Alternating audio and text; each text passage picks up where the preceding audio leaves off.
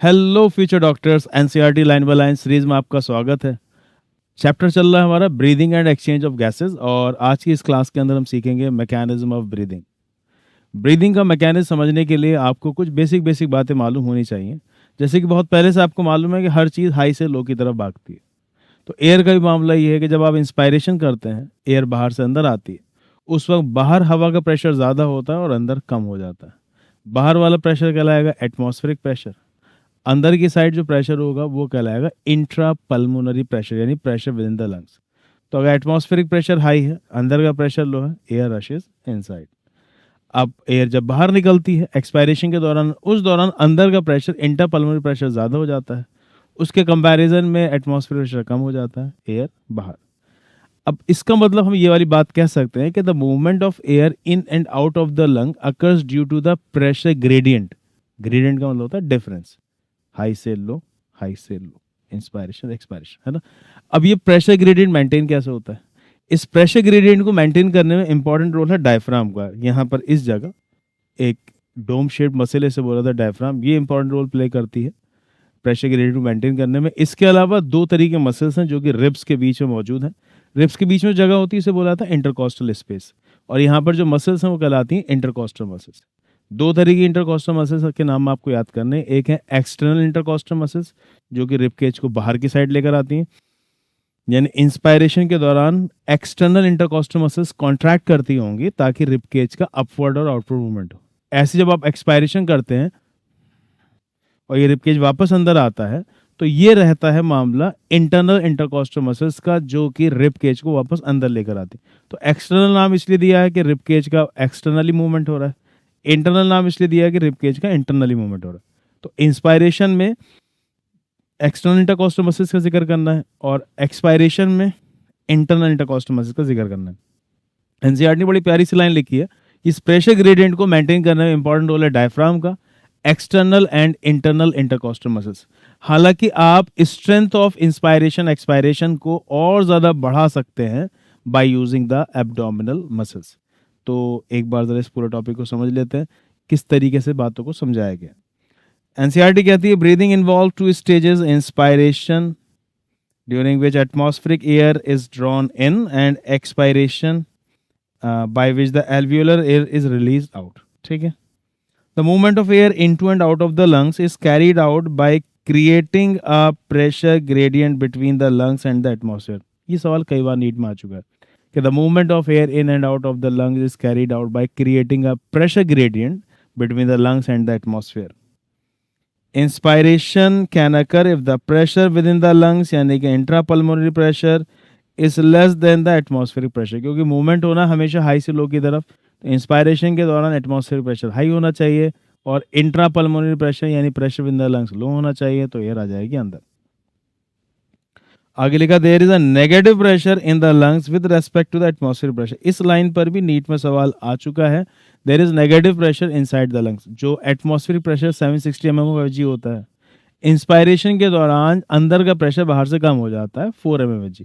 तो वैसे तो इसको बोलना चाहिए कि ये 756 mmHg है, लेकिन आप बाहर के एटमॉस्फेयर प्रेशर को अगर आप स्टैंडर्ड मान लें तो उससे 4 कम हुई है वैल्यू, उस हिसाब से इसको बोल दिया जाता है कि अंदर का प्रेशर नेगेटिव हो गया, यानी कि -4 हो गया बाहर के comparison. Similarly, expiration takes place when the intrapulmonary pressure is higher than the atmosphere. अंदर से आपको एयर को बाहर लेके जाना है तो बोलना है कि अंदर वाला प्रेशर इंट्रापल्मोनरी प्रेशर ज़्यादा होगा और बाहर का एटमॉस्फेयर प्रेशर उसके कंपैरिजन में कम हो जाएगा।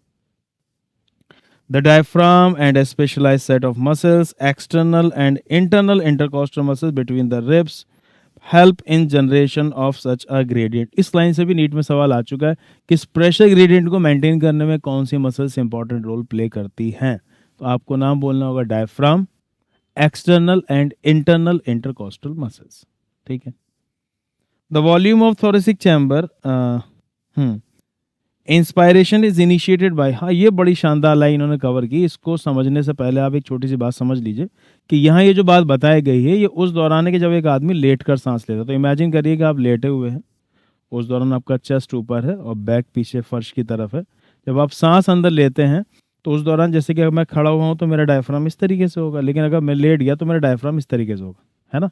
जब मैं सांस अंदर लूँगा तो डायफ्राम ऐसे आगे की साइड मूव करेगा, है ना। तो इन्होंने बताया कि inspiration is initiated by the contraction of the diaphragm, यानी जब आप सांस अंदर लेते हैं तो सबसे पहले असर डायफ्राम पे पड़ता है, डायफ्राम का कॉन्ट्रैक्शन होगा।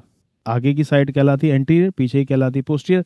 तो जब डायफ्राम इस तरीके से कॉन्ट्रैक्ट होगा तो वॉल्यूम थोरेसिक केज के बढ़ेगा एंटीरियो पोस्टीरियर एक्सिस में। समझ रहे हैं मेरी बात। इसके अलावा एक्सटर्नल इंटरकॉस्टल मसल्स कॉन्ट्रैक्ट करेंगी, जिसकी वजह से अपवर्ड एंड आउटवर्ड मूवमेंट होगा। थोरेसिक केज का आदमी लेटा हुआ है ना, तो ऊपर की साइड जाएगा, तो ऊपर की लफ्ज आता है डॉर्सल, नीचे की लफ्ज आता है वेंट्रल। तो आप बोलेंगे एक्सटर्नल इंटरकॉस्टल मसल्स के कॉन्ट्रैक्ट करने की वजह से जो ये रिब केज का मूवमेंट होगा अपवर्ड एंड आउटवर्ड, उसकी वजह से वॉल्यूम थोरेसिक केज के बढ़ेगा डॉर्सो वेंट्रल एक्सिस। याद रखिए इस बात को, inspiration is initiated by the contraction of the diaphragm. जैसे प्रीवियस ईयर में ये सवाल भी आ चुका है कि primary inspiratory muscle is diaphragm. Diaphragm contract करेगा, एंटीरियर पोस्टीरियर एक्सिस में वॉल्यूम बढ़ेगा थोरेसिक केज का, और फिर जब एक्सटर्नल इंटरकॉस्टल मसल्स कॉन्ट्रैक्ट करेंगी तो डॉर्सो वेंट्रल एक्सिस में वॉल्यूम थोरेसिक केज का बढ़ेगा, तो थोरेसिक केज का वॉल्यूम पहले से बढ़ जाएगा। जब थोरेसिक केज का वॉल्यूम बढ़ेगा, लंग्स को फूलने की जगह मिलेगी, तो इंट्रा पल्मोनरी वॉल्यूम बढ़ेगा। जब इंट्रा पल्मोनरी वॉल्यूम बढ़ेगा तो प्रेशर हो जाएगा कम, है ना। ये वाली बात आपको याद होगी कि अगर जैसा आप पाइप से छिड़काव भी कर रहे हैं पानी का, तो अगर आप इस तरीके से मुंह दबा देते हैं प्रेशर बढ़ जाता है, छोड़ देते तो प्रेशर कम हो जाता है। तो यानी कि प्रेशर अगर बढ़ता है तो वॉल्यूम कम, और अगर वॉल्यूम कम होता है तो प्रेशर बढ़ जाता है ना। तो फिर होगा ये कि इंस्पायरेशन के दौरान, क्योंकि एंटीरियर पोस्टीरियर एक्सिस में वॉल्यूम थोरेसिक केज का बड़ा, डायफ्राम के कॉन्ट्रैक्शन की वजह से डॉर्सो वेंट्रल एक्सिस में वॉल्यूम थोरेसिक केज का बड़ा, एक्सटर्नल इंटरकॉस्टल मसल्स की वजह से वॉल्यूम थोरेसिक केज के बढ़ने की वजह से इंट्रा पल्मोनरी वॉल्यूम भी बढ़ा, और जिसकी वजह से इंट्रा पल्मोनरी प्रेशर हो गया कम, एयर रशेस इनसाइड। ठीक है ना। ऐसे ही एक्सपायरेशन के दौरान क्या होगा कि फिर आप बोलें कि ये डायफ्राम वापस अपनी जगह पर आ जाएगा, है ना, और उसके अलावा रिब केज भी वापस अपनी जगह पर आ जाएगा। तो अंदर जो वॉल्यूम है थोरेसिक केज का वो कम हो जाएगा, इंट्रा पल्मोनरी वॉल्यूम भी कम हो जाएगा, तो प्रेशर अंदर का बढ़ेगा, एयर रशेस आउटसाइड। इन्होंने पूरे टॉपिक को कॉन्ट्रैक्शन रिलैक्सेशन समझाया है। इस तरीके से बात कही गई है कि इंस्पायरेशन के दौरान कॉन्ट्रैक्शन होता है डायफ्राम का और एक्सटर्नल इंटरकॉस्टल मसल्स का। रिब केज को वापस अंदर खींच के लाने के लिए इंटरनल इंटरकॉस्टल मसल्स का कॉन्ट्रैक्शन होना है। लेकिन उन्होंने पूरा टॉपिक रिलैक्सेशन में इस तरीके से सुनाया कि एक्सपायरेशन के दौरान डायफ्राम का रिलैक्सेशन होता है और इंटरकॉस्टल मसल्स का रिलैक्सेशन होता है। यहाँ दूसरी बात भी रिलैक्सेशन की बोली गई, जब इंस्पायरेशन में एक्सटर्नल इंटरकॉस्टल मसल्स कॉन्ट्रैक्ट करती हैं तो एक्सपायरेशन में यही मसल्स रिलैक्स करती होंगी। तो इन्होंने खैर एक्सटर्नल इंटरकॉस्टल मसल्स को भी नहीं लिखा, बस ये लिख दिया कि रिलैक्सेशन होता है डायफ्राम का, इंटरकॉस्टल मसल्स का। ये ज़्यादा अच्छा आंसर होता है कि अगर बोला जाता कि यहाँ पर कॉन्ट्रैक्शन होता है इंटरनल इंटरकॉस्टल मसल्स, और इसके अलावा एब्डोमिनल मसल्स का भी कॉन्ट्रैक्ट होता है, क्योंकि डायफ्राम वापस अपनी जगह पर आता है ना। तो अपनी जगह पर आने के लिए इंटरनल ऑर्गन्स को वापस अपनी जगह सेट किया जाता है, तो उसके लिए एब्डोमिनल मसल्स कॉन्ट्रैक्ट करते हैं। एक बार देख लेते हैं एनसीईआरटी में कैसे बताया गया। Inspiration is initiated by contraction of the diaphragm which increases the volume of the thoracic chamber in the anterior posterior axis। बहुत शानदार लाइन है, नीट में कई बार सवाल बन चुका है। The contraction of external intercostal muscle lift up the ribs and the sternum causing an increase in the volume of thoracic chamber in the dorsoventral axis। सही है। The overall increase in the thoracic volume causes a similar increase in the pulmonary volume। thoracic volume बढ़ेगा तो उसकी वजह से lung volume यानी pulmonary volume भी बढ़ेगा। An increase in pulmonary volume decreases the intrapulmonary pressure। Volume बढ़ने की वजह से प्रेशर ऑटोमेटिकली कम हो जाएगा to less than the atmospheric pressure which forces the air from the outside to move into the lungs, that is inspiration, और फिर inspiration हो जाएगा। Relaxation of the diaphragm and intercostal muscles. इन्होंने relaxation topic के साथ बात को cover करने के लिए relaxation of the diaphragm intercostal muscles बोल दिया। ये इंटरकॉस्टल, ये एक्सटर्नल इंटरकॉस्टल मसल्स को ही बोलना, वरना बेहतर ये था कि बोलना जाना चाहिए था कि एक्सपायरेशन के दौरान कॉन्ट्रैक्शन होता है इंटरनल इंटरकॉस्टल मसल्स का और एब्डोमिनल मसल्स का। Returns the diaphragm and the sternum to their normal position and reduce the thoracic volume, thereby the pulmonary volume। thoracic volume कम होगा, pulmonary volume कम होगा, अंदर का प्रेशर बढ़ेगा, air rushes outside। This leads to increase in the intrapulmonary pressure slightly above the atmospheric pressure, 4+ में ही जाता है।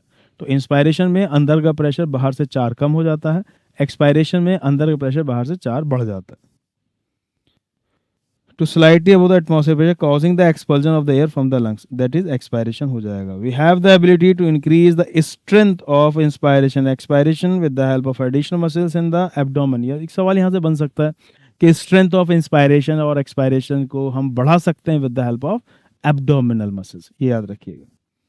On an average healthy human breaths 12 से 16 time पर मिनट। ये सवाल 10th क्लास में भी आपने याद किया होगा। नॉर्मल ब्रीदिंग रेट क्या होता है एक एडल्ट बंदे का? 12 to 16 टाइम्स पर मिनट। ये बताया कि कितना मूवमेंट एयर का अंदर बाहर हो रहा है, इससे हम इंस्ट्रूमेंट एक आता है स्पायरोमीटर, उससे आप चेक भी कर सकते हैं क्लिनिकल डायग्नोसिस के लंग्स कितने डैमेज हो चुके हैं। इधर अक्सर ये क्लिनिक्स में मेडिकल ओपीडी में इस्तेमाल किया भी जाता है, मेडिसिन की ओपीडी में। The volume of air involve in breathing movement can be estimated by using a spirometer. नाम याद कर लें, कई बार सवाल आ चुका। Which helps in clinical assessment of the pulmonary functions. ठीक है, तो ये हमारा मैकेनिज्म ब्रीदिंग खत्म हुआ। डायग्राम भी दिखा देता हूँ आपको मैं। इन्होंने पहले डायग्राम में इंस्पायरेशन दिखाया है और ये देखिए एयर अंदर की साइड आते हुए नजर आ रही है। एयर के अंदर आने की वजह से डायफ्राम हो चुका है कॉन्ट्रैक्ट और तकरीबन ये हो चुका है फ्लैट। रिब्स और स्टर्नम का अपवर्ड मूवमेंट दिखाया गया है, तो वॉल्यूम थोरेसिक केज का बढ़ गया है। थोरेसिक केज का वॉल्यूम बढ़ने की वजह से इंटरपल्मोनरी वॉल्यूम बढ़ेगा, तो इंटरपल्मोनरी प्रेशर कम हो जाएगा एयर अंदर। एक्सपायरेशन के दौरान दिखाया कि देखिए डायफ्राम वापस ऊपर की साइड जा चुका है, दोबारा से डोम शेप्ड हो चुका है। रिब्स स्टर्नम भी वापस अपनी जगह पर लौट कर आ चुकी है, तो वॉल्यूम थोरेसिक केज का कम हुआ है, तो इंट्रापल्मोनरी वॉल्यूम भी कम होगा, तो प्रेशर बढ़ेगा, एयर रशेज आउटसाइड। दो तीन सवाल यहाँ पर ऐसे ही पूछे जा सकते हैं कि इंस्पायरेशन के दौरान diaphragm becomes flat and contracted, expiration के दौरान diaphragm becomes relaxed and dome shape. ये बात भी याद रखिएगा। Next, respiratory volume and respiratory capacities. जितनी एयर ब्रीदिंग के दौरान इन्वॉल्व है, लंग्स होल्ड करते हैं, एक्सपेल करते हैं, ये रेस्पिरेटरी वॉल्यूम कहलाते हैं। जब हम दो या दो से ज़्यादा रेस्पिरेटरी वॉल्यूम को मिलाकर बात करते हैं तो वो कहलाते हैं रेस्पिरेटरी कैपेसिटी। जैसे नॉर्मल सी बात बताता हूँ मैं आपको। अगर आप आराम से बैठे हुए हैं और आप सांस ले रहे हैं, तो उस दौरान 500 ml एयर आप अंदर लेते हैं, 500 ml एयर आप बाहर निकालते हैं, ये टाइडल वॉल्यूम कहलाता है। तो the volume of air comes in and out of the lungs during normal breathing and normal expiration कहलाता है टाइडल वॉल्यूम। इसकी वैल्यू कितनी रहती है? 500 ml। नॉर्मल सांस लेने के बाद, टाइडल वॉल्यूम के बाद, जो आप फोर्सफुल इंस्पायरेशन करेंगे, जबरदस्ती एयर अंदर लेंगे, ये कहलाता है इंस्पायरेटरी रिजर्व वॉल्यूम। जबरदस्ती आप 2.5 से 3,000 ml एयर और ले सकते हैं, तो टाइडल वॉल्यूम की वैल्यू रहेगी 500 ml, और उसके बाद इंस्पायर्ड रिजर्व वॉल्यूम की वैल्यू रहेगी 2.5 से 3,000, यानी 2500 to 3,000 ml। ठीक है, ऐसे ही आप जब नॉर्मल सांस छोड़ते हैं, टाइडल वॉल्यूम, उसके बाद जबरदस्ती आप कुछ एयर और बाहर निकाल सकते हैं फोर्सफुल एक्सपायरेशन से। तो नॉर्मल एक्सपायरेशन के बाद जो फोर्सफुली एयर बाहर निकाली जाएगी, ये कहलाता है एक्सपायरेटरी रिजर्व वॉल्यूम। 1000 से 1100, 1000 से 1100 ml एयर हम और बाहर निकाल सकते हैं, ये एक्सपायरेटरी रिजर्व वॉल्यूम कहलाता है। कितनी ही ताकत से आप एयर बाहर निकाल दीजिए, कुछ एयर तब भी लंग्स में रह जाती है। ये जो एयर लंग्स में रह जाती है, ये कहलाती है रेजिडुअल वॉल्यूम। याद रहेगी वाली बात, ठीक है ना? देख लेते हैं एक बार tidal volume.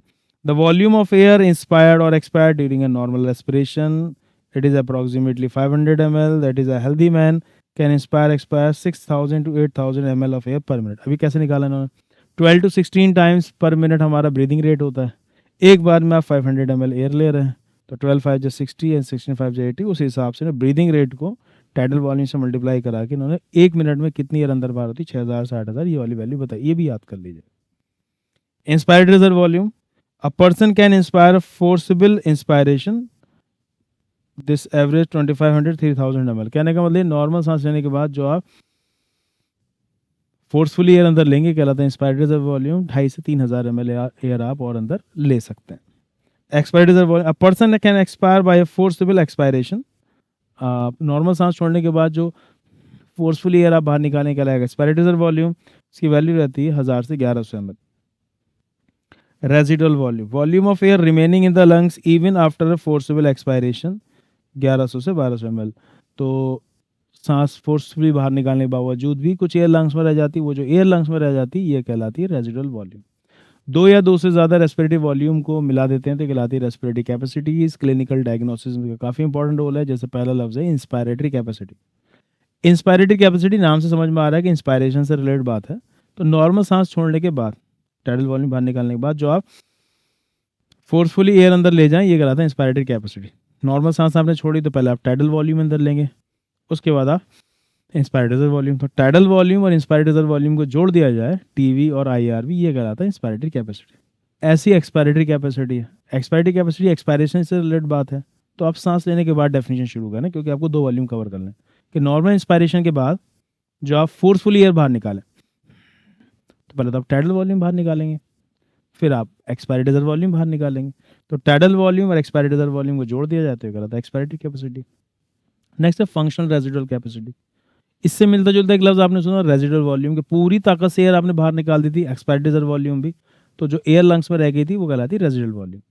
Functional residual capacity का मतलब है पूरी ताकत नहीं लगानी, बस नॉर्मल एक्सपायरेशन आप कर दी, अब जो एयर अंदर रह जाएगी कहलाएगी फंक्शनल रेजिडुअल कैपेसिटी। तो अभी एक एयर तो ये थी एक्सपायरी रिजर्व वॉल्यूम जो आपने नहीं निकाली थी, एक जो अंदर रही जाती है रेजिडुअल वॉल्यूम। तो एक्सपायरेटरी रिजर्व वॉल्यूम और रेजिडुअल वॉल्यूम को मिला के बोला जाता है फंक्शनल रेजिडुअल कैपेसिटी। ठीक है।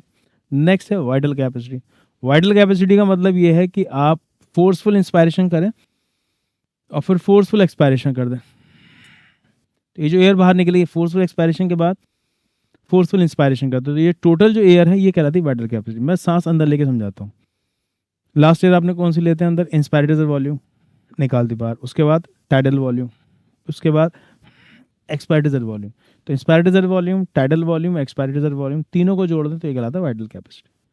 अब कुछ एयर लंग्स में वैसे भी रही जाती है अंदर जो रेजिडुअल वॉल्यूम कहलाती है। तो इस वाइटल कैपेसिटी में अगर रेजिडुअल वॉल्यूम को जोड़ दें तो पूरे लंग्स की कैपेसिटी पता चल जाएगी, यही कहलाता है टोटल लंग कैपेसिटी। एक बार देख लेते हैं। The total volume of air a person can inspire after a normal expiration, है ना, सांस लेके याद करेंगे तो अच्छा याद हो जाएगा। इट इंक्लूड टाइडल वॉल्यूम और इंस्पायर्ड रिजर्व वॉल्यूम, टीवी और आईआर। ठीक है। Expired capacity, total volume of air a person can expire after normal inspiration, it include tidal volume and expiratory reserve volume, TV और ER. ठीक है।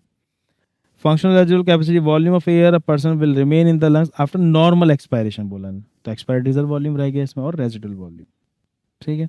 Vital capacity, the maximum volume of air a person can breathe in after force expiration, force expiration के बाद maximum air आप जितनी अंदर ले जाएं।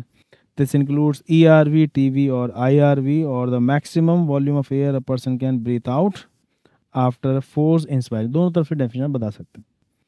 Total lung capacity, total volume of air accommodated in the lungs at the end of forced inspiration, it includes RV, ERV and TV and IRV। यानी इन्होंने किया यह है कि वाइटल कैपेसिटी के साथ जोड़ दिया रेजिडुअल वॉल्यूम को, vital capacity and the residual volume. ठीक है। आई होप कि आपको ये वीडियो समझ में आई होगी। अगर कोई भी पॉइंट समझ में नहीं आया तो आप मुझे कमेंट सेक्शन ज़रूर लिख कर बताइएगा और मैं आपके उस डाउट को क्लियर करने की पूरी कोशिश करूँगा। जल्दी मिलते हैं अगले वीडियो में।